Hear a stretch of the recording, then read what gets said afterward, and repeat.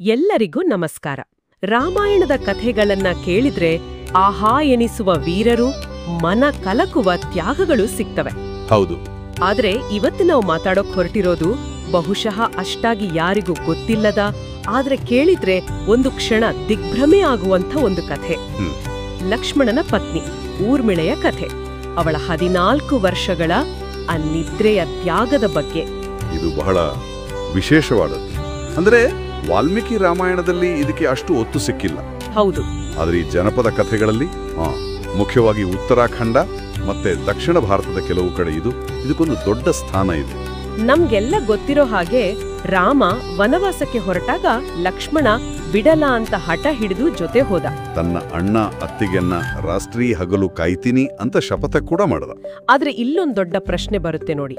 14 ವರ್ಷ ಅನ್ನೆ ಸುಮಾರು 5,000 ದಿನ ನಿದ್ದೆನೇ ಮಾಡದೇ ಇರೋಕಾಗುತ್ತಾ ಮನುಷ್ಯರಿಗೆ?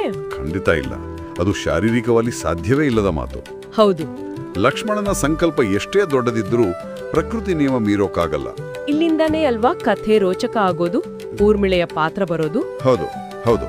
ಇಲ್ಲಿ ಆ ಜಾನಪದ ಕಥೆಗಳ ಪ್ರಕಾರ ನಿದ್ರಾದೇವಿ ಬರ್ತಾಳೆ. ನಿದ್ರಾದೇವಿ ಸ್ವತಃ ಅವಳೇ ಬರ್ತಾಳ?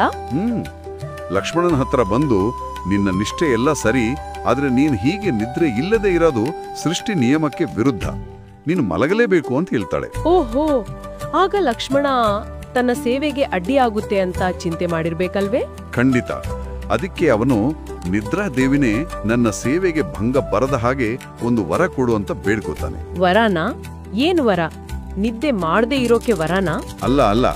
ನಿದ್ರಾದೇವಿ ಹೇಳೋದು, ಸರಿ, ನಿನಗೆ ಎಚ್ಚರವಾಗಿರಲು ಒಂದು ದಾರಿ ಇದೆ, ಆದರೆ ಒಂದು ಷರತ್ತು, ನಿನ್ನ ಪಾಲಿನ 14 ವರ್ಷದ ನಿದ್ದೆಯನ್ನ ಬೇರೆ ಯಾರಾದರೂ ಸ್ವೀಕರಿಸಲು ಸಿದ್ಧರಿರಬೇಕು. ಏನು, ಬೇರೆಯವರು ನಿದ್ರೆ ಮಾಡ್ಬೇಕಾ? 14 ವರ್ಷ? ಇದು ಕೇಳೋಕೆ ಆಘಾತಕಾರಿಯಾಗಿದೆ. ಹೌದು. ಯೋಚನೆ ಮಾಡಿ, ಒಬ್ಬ ವ್ಯಕ್ತಿಯ ಜೀವನದ 14 ವರ್ಷಗಳ ನಿದ್ದೆ. ಯಾರು ತಾನೇ ಒಪ್ತಾರೆ ಇದಕ್ಕೆ? ಸುಖ ದುಃಖ ಏನು ತಿಳಿಯದೆ ಕೇವಲ ಮಲಗಿರೋದು. ಯಾರು ಮುಂದೆ ಬಂದ್ರು ಹಾಗಾದ್ರೆ? ಊರ್ಮಿಳೆ. ಊರ್ಮಿಳೆಯೇ ಒಂದು ಕ್ಷಣ ಕೂಡ ಯೋಚನೆ ಮಾಡದೆ ಒಪ್ಪಿಕೊಂಡ್ಲಾ? ಹೌದು. ಪತಿಯ ಸೇವೆಗೆ ತನ್ನ ಜೀವನದ ಅಷ್ಟು ದೊಡ್ಡ ಭಾಗವನ್ನೇ ಕೊಡಲು ಸಿದ್ಧ ಆದಳು. ಅಯೋಧ್ಯೆಯ ಅರಮನೆಯಲ್ಲಿದ್ದುಕೊಂಡೇ ಈ ಮಹಾ ತ್ಯಾಗಕ್ಕೆ. ಇದು ಬರೀ ತ್ಯಾಗ ಅನ್ನೋಕ್ಕಾಗಲ್ಲ, ಇದಕ್ಕಿಂತ ದೊಡ್ಡದು. ಖಂಡಿತವಾಗಿಯೂ. ಅದಕ್ಕೆ ಇದನ್ನ ಕೇವಲ ನಿದ್ದೆ ಅನ್ನಲ್ಲ, ಯೋಗ ನಿದ್ರೆ ಅಂತಾರೆ. ಇದೊಂದು ಒಂಥರ ದೈವಿಕ ಸ್ಥಿತಿ. ಯೋಗ ನಿದ್ರೆ ಅಂದ್ರೆ ಅವಳು ಸುಮ್ಮನೆ ಮಲಗಿರಲಿಲ್ಲ. ದೇಹ ಅರಮನೆಯಲ್ಲಿತ್ತು ಅಷ್ಟೇ, ಆದ್ರೆ ಮನಸ್ಸು ಪ್ರಜ್ಞೆ ಎಲ್ಲ ಒಂದು ಆಧ್ಯಾತ್ಮಿಕವಾದ ಆಳವಾದ ಸುಪ್ತ ಸ್ಥಿತಿಯಲ್ಲಿತ್ತು. ಸಮಯದ ಅರಿವಿಲ್ಲ, ನೋವಿಲ್ಲ, ನಲಿವಿಲ್ಲ. ಅಬ್ಬಾ, 14 ವರ್ಷಗಳ ಕಾಲ ಹೀಗಿರೋದು ಊಹಿಸೋಕು ಕಷ್ಟ. ಹೌದು. ಪತಿ ಕಾಡಲ್ಲಿ ಲಕ್ಷ್ಮಣನಾಗಿ ಎಚ್ಚರವಾಗಿದ್ರೆ, ಇವಳು ಅರಮನೆಯಲ್ಲಿ ಊರ್ಮಿಳೆಯಾಗಿ ಸಂಪೂರ್ಣ ನಿದ್ರೆಯಲ್ಲಿದ್ದಳು. ಒಂದು ವಿಪರ್ಯಾಸ ನೋಡಿ. ಇದು ನಿಜಕ್ಕೂ ಒಂದು ಬೇರೆಯೇ ಲೋಕದ ಕಥೆ ಅನಿಸುತ್ತೆ. ಇದು ಬರೀ ಪತಿವ್ರತ ಧರ್ಮ ಅಷ್ಟೇ ಅಲ್ಲ, ಅದೊಂದು ತಪಸ್ಸು. ಲಕ್ಷ್ಮಣ ಯುದ್ಧ ಭೂಮಿಯಲ್ಲಿದ್ರೆ ಊರ್ಮಿಳೆ ಅರಮನೆಯಲ್ಲೇ ತಪಸ್ಸು ಮಾಡ್ತಿದ್ರು, ತನ್ನದೇ ರೀತಿಯಲ್ಲಿ. ಅಂದ್ರೆ ಯುದ್ಧದಲ್ಲಿ ಕತ್ತಿ ಹಿಡಿದವರು ಮಾತ್ರ ವೀರರಲ್ಲ. ಖಂಡಿತ.